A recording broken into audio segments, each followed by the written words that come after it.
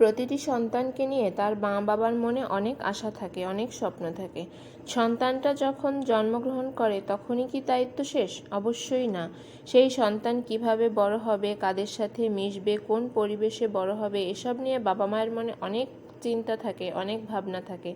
প্রতিটি বাবা মাই চায় তার সন্তানকে একটি সুস্থ পরিবেশে মানুষ করতে, একটু সুস্থভাবে ভালো মানুষ হিসেবে গড়ে তুলতে। এই প্রত্যাশায় প্রত্যেক বাবা মাই তার সন্তানকে বড় করে তোলে, যেন বড় হয়ে তার সন্তান একজন মানুষের মতো মানুষ হিসেবে গড়ে উঠতে পারে।